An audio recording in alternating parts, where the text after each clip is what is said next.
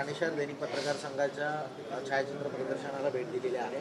कोणकोणते फोटो जे आहेत ते मनाला भावलेले आहेत, कारण छायाचित्रकार छायाचित्रातून आपली जी प्रतिक्रिया आहे ते देत असतात. ठाणे शहर दैनिक पत्रकार संघ यांच्या माध्यमाने आयोजित या जागतिक छायाचित्रकार दिनानिमित्त अतिशय स्तुत्य असा उपक्रम हाती घेतलेला आहे. आणि जेवढे चित्र आहेत, खरं तर सगळेच चित्र अतिशय बोलके आहेत. प्रत्येक चित्रामधनं एक संदेश जातो.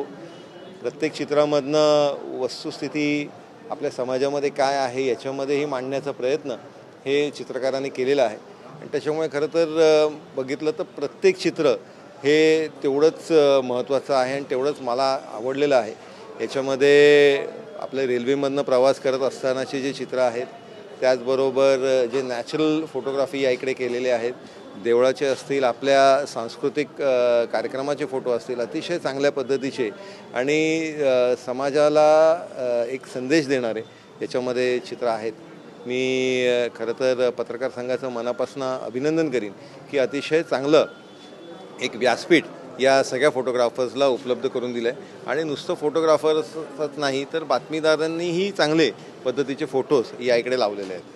सर, आपण जर बघितलं तर काल ठाण्यामध्ये परिवहन विभागाचा कार्यक्रम होता, पण मात्र भाजपच्या नेत्यांची गैरहजर त्या ठिकाणी पाहायला मिळाली.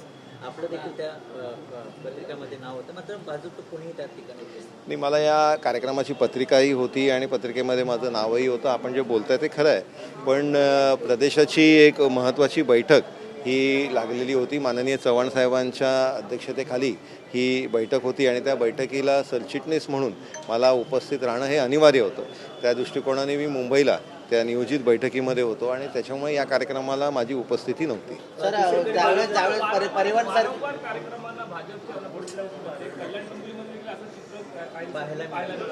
नाही, खरं तर वारंवार असं नाही आहे, कारण आपण ज्यावेळेस बोरिवली ट्विन टनलचा विषय होता त्यावेळेस आम्ही सगळेच जण एकत्रित उपस्थित होतो. त्याचबरोबर आत्ताही ज्यावेळेस इंटरनल मेट्रोची माननीय शिंदेसाहेबांनी बैठक घेतली होती त्यावेळेस मी आणि माधवीताई आम्ही सगळेच जण त्या बैठकीला उपस्थित होतो.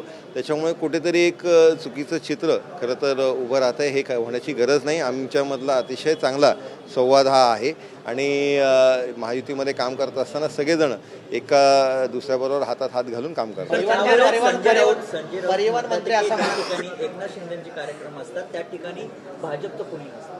नाही, माझं खरं म्हणणं आहे की त्यांना कदाचित तो एक फोबिया झाला आहे. त्यांना बघण्याचं जे बघायचं तेवढंच बघतात. किंवा आपण म्हणतो ना की बाबा जॉन्डिसचं पेशंटला सगळंच पिवळं दिसतं, तसं त्यांना कदाचित ते दिसत असेल, पण असं काहीच नाही आहे. आमच्यामधले सगळेजण एक मतामध्ये आणि एक सुरात काम करतात.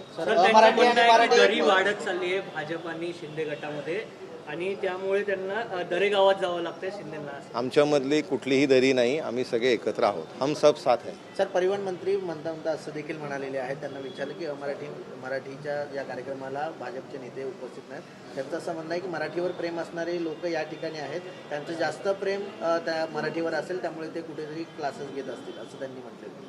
नाही, ते काय म्हटले मला माहीत नाही, पण सगळ्यांचंच प्रेम आपलं मराठी भाषेवरती आहेच. त्याच्याबद्दलचं तर कोणाचंच दुमत नाही आहे आणि त्याच्यामुळे सगळेच जण या विषयासाठी एकत्र आहोत. 21 ऑगस्ट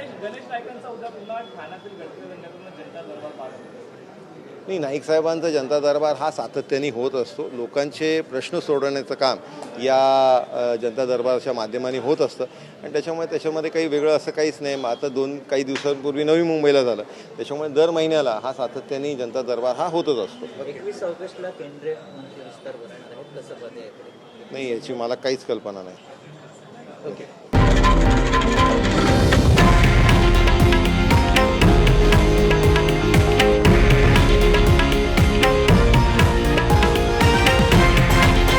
हे आहे देशातील नंबर 1 न्यूज नेटवर्क आणि आपण पाहत आहात TV9 मराठी, एकमेव.